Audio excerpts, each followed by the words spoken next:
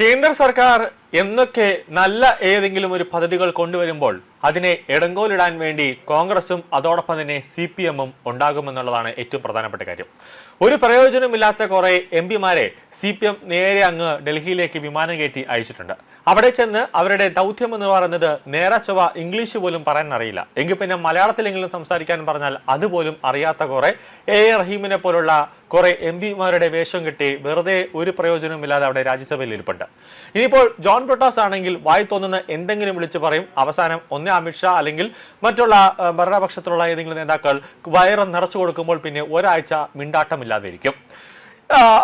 ഏറ്റവും കൂടുതൽ സുരേഷ് ഗോപിയുമായിട്ടും ആണ് ജോൺ ബ്രിട്ടാസ് ഒരു അംഗത്തിന് ഇറങ്ങുന്നത്. ആ അംഗത്തിൽ സുരേഷ് ഗോപിയുടെ നല്ല പഞ്ച് സിനിമാ ഡയലോഗ് കേൾക്കുമ്പോൾ കൂടി തന്നെ ജോൺ ബ്രിട്ടാസ് അവിടെ അടിച്ചിരിക്കുന്ന ഒരു അവസ്ഥയിലേക്ക് കാര്യങ്ങൾ എത്തും. ഇപ്പോൾ നമുക്കറിയാം, ഈ പശ്ചിമേഷ്യയിൽ യുദ്ധം ഇങ്ങനെ കൊടുമ്പിരി കൊണ്ട് നിന്ന സമയത്താണ് വലിയ രീതിയിൽ എത്തനോൾ വാഹനങ്ങളിൽ ഉപയോഗിക്കാമെന്ന് കേന്ദ്ര സർക്കാർ ഒരു നീക്കം നടത്തിയത്. അതായത് എത്തനോൾ ഉപയോഗിക്കുമ്പോൾ ഇനി ഭാവിയിൽ പെട്രോളിന്റെയും ഡീസലിന്റെയും ഒരു ആവശ്യം വരില്ല.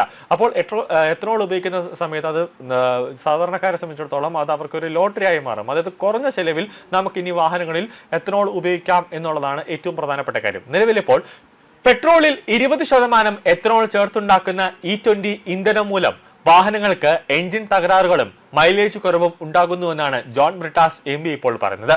എന്നാൽ ആ വാദം പൂർണ്ണമായി തള്ളിക്കളയുകയാണ് കേന്ദ്ര പെട്രോളിയം സഹമന്ത്രി സുരേഷ് ഗോപി.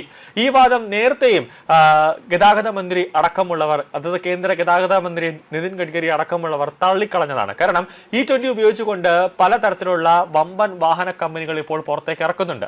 അവരാരും തന്നെ ഇപ്പോൾ ഒരു കാര്യം ഓപ്പൺ ആയിട്ട് അവർ പറയുന്നില്ല. അതായത് അവർ ഒരു കാര്യം, ഈ വാഹന നിർമ്മാതാക്കളെല്ലാം തന്നെ ഇപ്പോൾ 100% പറയുന്നുണ്ട് എത്തനോൾ വാഹനങ്ങളിൽ ഉപയോഗിക്കുന്നത് കൊണ്ട് ഒരു തരത്തിലുമുള്ള കേടുപാടുകൾ വാഹനത്തിന് ഉണ്ടാകില്ല. അതായത് അവരുടെ മൈലേജ് കുറവോ അല്ലെങ്കിൽ അതിന്റെ വാഹനത്തിന്റെ ഏതെങ്കിലും ആക്സസറീസിന് എന്തെങ്കിലും തരത്തിലുള്ള ഒരു പ്രശ്നം ഉണ്ടാകുമെന്ന് ഒരു വാഹന കമ്പനികളും പറയുന്നില്ല എന്ന് കേന്ദ്ര സർക്കാർ തന്നെ പറയുന്നുണ്ട്. അത് വാഹന നിർമ്മാതാക്കൾ തന്നെ അത് അവരുടെ ഒരു രേഖാമൂലം അവർ ഉപഭോക്താക്കളെ അറിയിക്കുന്നുമുണ്ട്.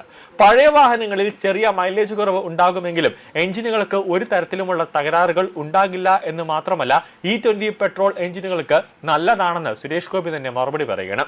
രാജ്യസഭാ MP ആയ ജോൺ ബ്രിട്ടാസിന്റെ ഇത് സംബന്ധിച്ച ചോദ്യത്തിന് മറുപടി നൽകുകയായിരുന്നു സുരേഷ് ഗോപി. E20 പെട്രോൾ വാഹന എഞ്ചിന് കേടുപാടുകൾ വരുത്തുമോ എന്നത് സംബന്ധിച്ച് മുമ്പ് വിശദമായ പരിശോധനകൾ നടത്തിയിട്ടുണ്ടെന്നും ശാസ്ത്രീയമായ രീതിയിൽ തന്നെ ഒരു പഠനങ്ങളും പരിശോധനകളും നടത്തിയിട്ടുണ്ടെന്നും പഴയ വാഹനങ്ങളിൽ ചെറിയ മൈലേജ് കുറവ് ഉണ്ടാകുമെങ്കിലും തകരാറുകൾക്ക് അടിസ്ഥാനമില്ലെന്നും പെട്രോളിയം സഹമന്ത്രി സുരേഷ് ഗോപി ഇന്ന് പാർലമെന്റിൽ പറഞ്ഞിരിക്കുകയാണ്. E20 ഇന്ധനം കാറുകളുടെയും ഇരുചക്ര വാഹനങ്ങളുടെയും ആയുസ് കുറയ്ക്കുമെന്ന വാദങ്ങൾക്ക് ഒരു അടിസ്ഥാനവുമില്ല. വിപണിയിൽ എത്തിക്കുന്നതിന് മുമ്പ് E20 പെട്രോൾ ലാബുകളിലും വാഹനങ്ങളിലും വിശദമായ പരിശോധനകൾക്ക് വിധേയമാക്കിയിരുന്നുവെന്നും അതിനുശേഷമാണ് ഇത് ഉപഭോക്താക്കൾക്ക് ഉപയോഗിക്കാനായിട്ട് നൽകിയതെന്നും എല്ലാ സുരക്ഷയും ഉറപ്പാക്കിയ ശേഷമാണ് രാജ്യവ്യാപകമായി E20 വിതരണം ആരംഭിച്ചതെന്നാണ് സുരേഷ് ഗോപി വ്യക്തമാക്കിയത്.